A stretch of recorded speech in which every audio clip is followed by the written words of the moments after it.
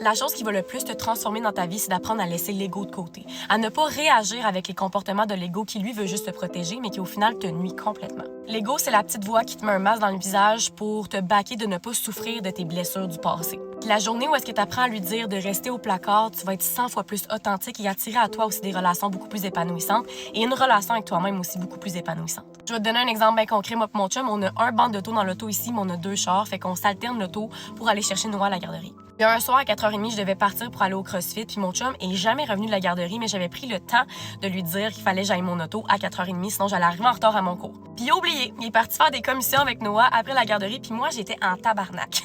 Fait que je l'appelle, j'avais juste envie de l'envoyer chier. Finalement, il a jamais répondu, fait que j'ai appelé ma mère, je me suis arrangée, puis je suis partie au CrossFit.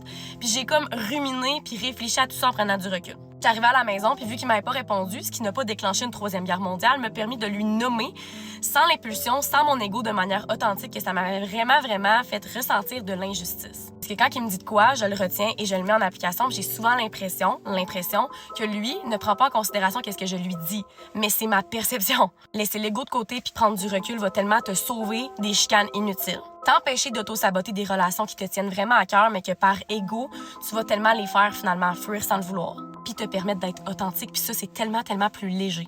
Si tu serais intéressé à avoir une mini-série sur tous les comportements de l'ego et les blessures, écris-moi en commentaire, puis on va starter ça pour la prochaine semaine. Parce que mon but ici, c'est de t'outiller le plus possible, puis que tu sois simplement toi, de manière authentique. Puis c'est fou comment c'est libérateur. Je t'envoie beaucoup d'amour.